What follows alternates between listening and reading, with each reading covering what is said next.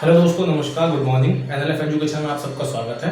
आज है हमारा डे 26, चैप्टर चल रहा है हमारा कार्बोनेट्स कंपाउंड। आज की क्लास में हम पढ़ेंगे इथेनोइक एसिड टॉपिक और उसके फिजिकल प्रॉपर्टीज और उसकी केमिकल प्रॉपर्टीज। ठीक है, आज हम इस चैप्टर का कंटेंट सारा खत्म कर देंगे। हमने ऑलरेडी ही कार्बन की सारी वीडियोस को अपलोड कर दिया है चैनल के ऊपर जाकर के। आप चैनल पे जाएं और प्ले लिस्ट बनी हुई है #75 नाम से, उसको जाकर के आप एक बार देखें और शेयर करें वीडियोस को। ठीक है, शुरू करते हैं हम लोग इथेनोइक एसिड के बारे में।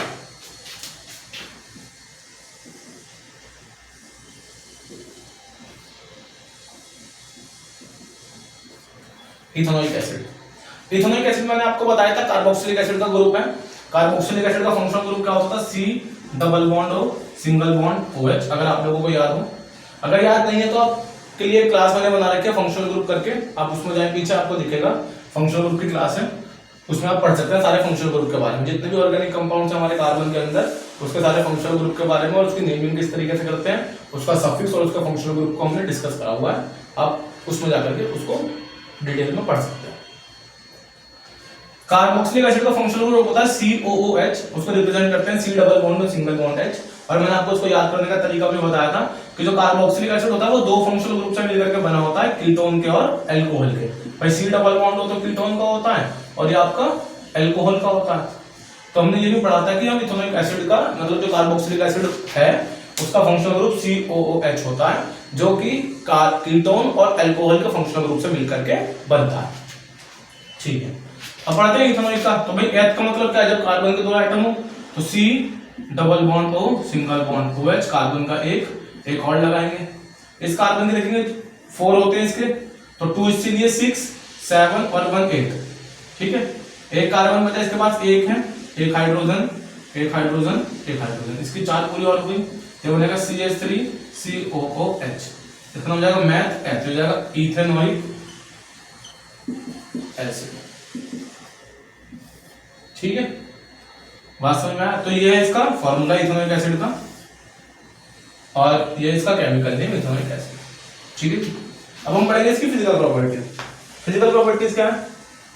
फिजिकल प्रॉपर्टीज होती है कि ये सॉलिड टेस्ट होता है। भाई एसिड है तो सॉलिड टेस्ट होगा, जाहिर सी बात है। इसका मेल्टिंग पॉइंट 118 डिग्री सेल्सियस होता है। कितना होता है इसका बॉइलिंग पॉइंट? सॉरी, इसका बॉइलिंग पॉइंट होता है 118 डिग्री सेल्सियस। ठीक है, कलरलेस होता है,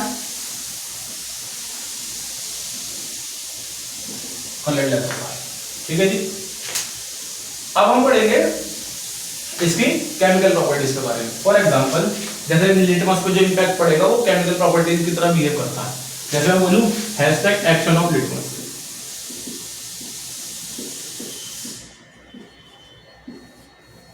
एक्शन ऑफ लिटमस क्या होगा? भाई मैंने बोला कि ये कैसे नेचर का है? एसिडिक नेचर का है। कैसे नेचर का? इथेनोइक एसिड है तो एसिडिक नेचर का होगा। एसिडिक नेचर होने की वजह से इसका टेस्ट कैसा है? सॉलिड टेस्ट है। सॉलिड टेस्ट है तो अगर हम एक इथेनोइक एसिड को लिटमस पेपर के ऊपर डालते हैं तो वो कैसा हो जाता है? ब्लू से रेड हो जाता है। कैसा हो जाता है? Blue to red. ठीक है, हमें पता है ना कि जो एसिड होता है वो जब लिटमस पेपर के ऊपर हम उसको डालते हैं तो वो लिटमस को किस तरीके कर देता है? रेड कलर का कर देता है, क्योंकि जो रेड कलर की जो शेड होती है वो हमारा एसिड पे आती है और ब्लू कलर की शेड होती है लिटमस पे, वो हमारा बेस की तरफ आती है। ठीक है, दूसरी प्रॉपर्टी पढ़ेंगे हम इसकी, रिएक्शन विद कार्बोनेट और हाइड्रोजन कार्बोनेट।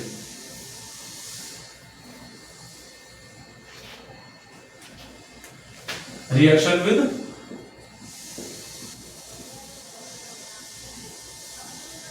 कार्बोनेट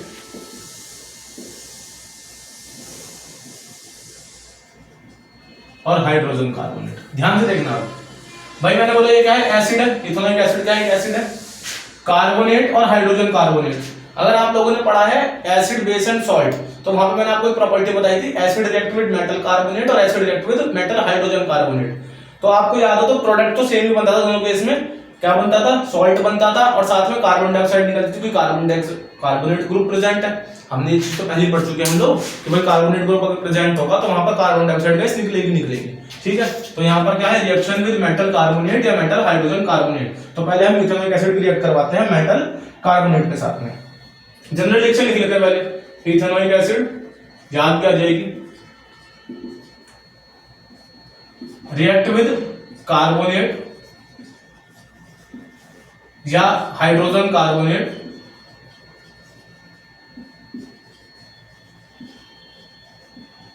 क्या देगा, सॉल्ट निकालेगा प्लस कार्बन डाइऑक्साइड और साथ में वाटर। अच्छा, हाइड्रोजन कार्बोनेट को हम बाइकार्बोनेट के नाम से भी जानते थे, इसमें कंफ्यूज मत होना। ठीक है, अब देखते हैं प्रॉपर्टी। पहले इथेनॉइक एसिड हमारा रिएक्ट करेगा कार्बोनेट के साथ में, तो इथेनॉइक एसिड का फॉर्मूला CH3COOH प्लस कार्बोनेट हमने ले लिया सोडियम कार्बोनेट, तो सोडियम की वैलेंसी 1 होती है, तो ये बनेगा सोडियम कार्बोनेट। क्या बनाएगा भाई, सॉल्ट बनाएगा, कार्बन डाइऑक्साइड बनाएगा और साथ में वाटर निकालेगा।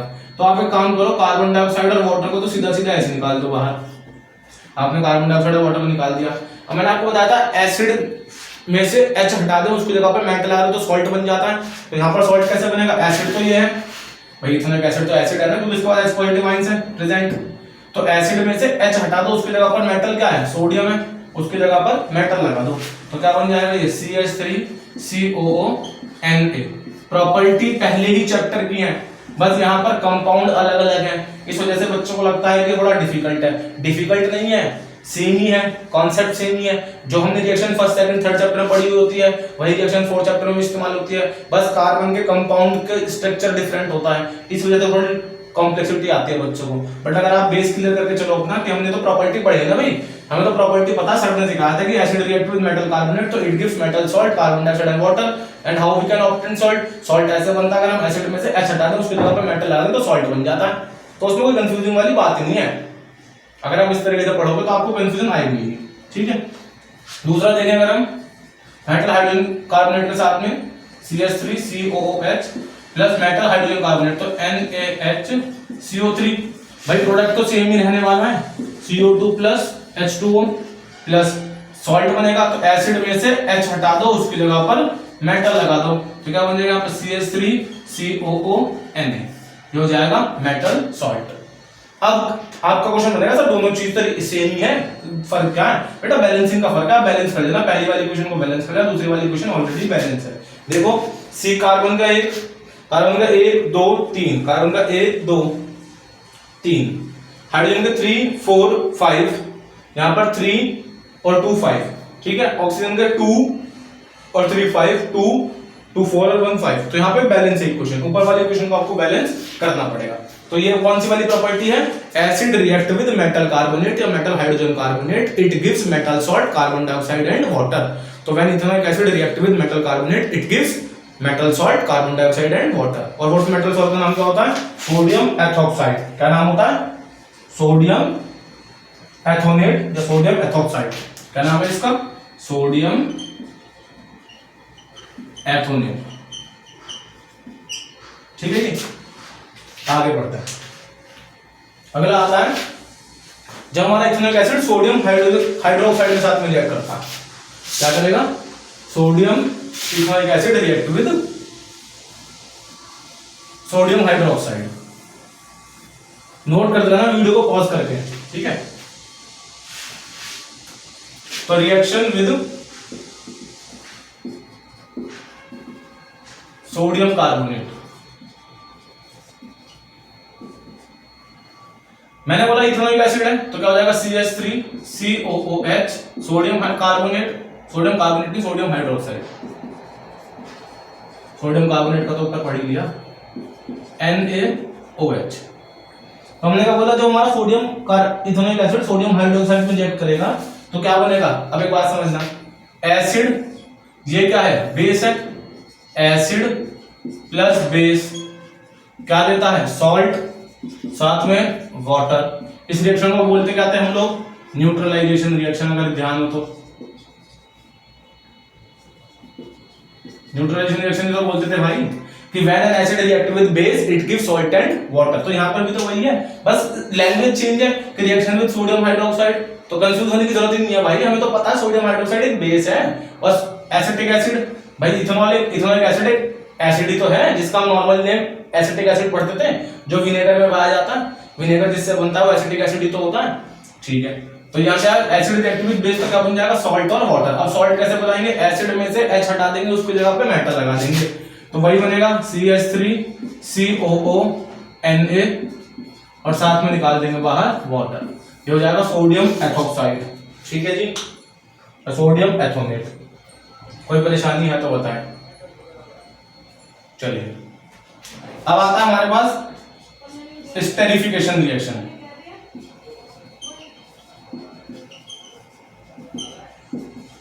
स्टेरिफिकेशन के अंदर हम ईस्टर की फॉर्मेशन करते हैं।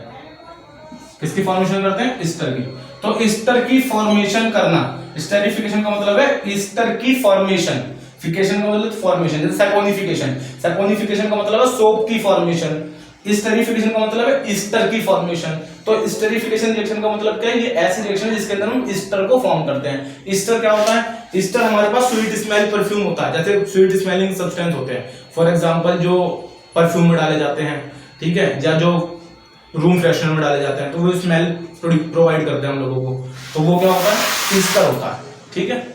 ईस्टर क्या है, एक स्टेरिफिकेशन रिएक्शन है। स्टेरिफिकेशन रिएक्शन क्या होती है, जिसमें हमारे पास ईस्टर बनता है। अब बात आती है सर ईस्टर कैसे बनता है, ईस्टर कैसे बनता है उसको समझेंगे। इसको हटा देता है, थोड़ा सा नीचे दिखेगा नहीं शायद, ऊपर ही लिख लेंगे सर।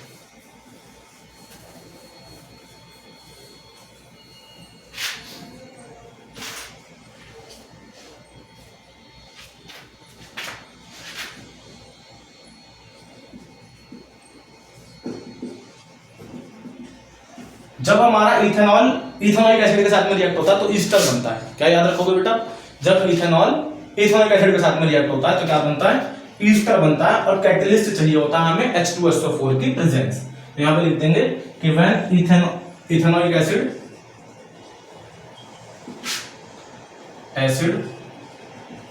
रिएक्ट विद इथेनॉल या इथाइल अल्कोहल, बात एक ही है, अलग अलग नेम से ना आ जाए इसलिए। इट गिव्स, क्या दे देगा वो आपको, इथाइल एसीटेट देगा और साथ में वाटर बना देगा। इथाइल एसीटेट और साथ में निकाल देगा आपका वाटर। प्रेजेंस किसकी होगी, H2SO4 की प्रेजेंस में, ठीक है जी। करके देखते हैं। इथेनॉलिक एसिड का फॉर्मूला CH3COOH, इथेनॉल का फॉर्मूला C2H5OH। इसके अंदर मैं इसके आयंस को डिसोशिएट करता हूं। ये एसिड है, H पॉजिटिव आयंस देगा, इससे OH नेगेटिव आयंस निकल जाएंगे। हमने पढ़ा था इथेनॉल के अंदर कि इथेनॉल वाटर के अंदर सॉल्युबल इसलिए होता है क्योंकि इसके पास OH नेगेटिव आयंस प्रेजेंट होते हैं। तो अगर मैं यहां से देखूं तो हो जाएगा CH3COO नेगेटिव, H पॉजिटिव। यहां से देखो तो हो जाएगा C2H5 नेगेटिव, O पॉजिटिव, और OH कैसे हो जाएगा, नेगेटिव।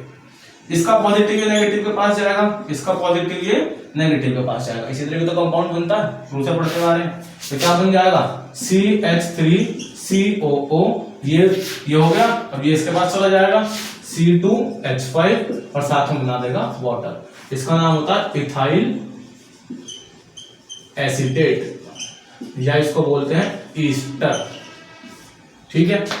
तो क्या बोलेंगे, साथ में आरोप लिख देंगे H2SO4। क्या बोलेंगे, esterification reaction is that reaction in which formation of ester takes place when we react ethanolic acid with ethanol in presence of sulphuric acid, it gives ethyl acetate which is ester and water. Formula क्या होता है Easter का, CH3COO C2H5। कोई दिक्कत यहां तक है तो कमेंट सेक्शन में जरूर बताना। इसके बाद आता है इस चैप्टर का last reaction, saponification. Soap and detergent CBSE syllabus से काट ही दिया है तो उसको हमें पढ़ना नहीं है। और कल हम इस चैप्टर के बाइंड अप कर देंगे एनसीईआरटी क्वेश्चन करके। परसों से हम क्या शुरू कर देंगे, लाइफ प्रोसेस बायो की क्लास। सैपोनिफिकेशन,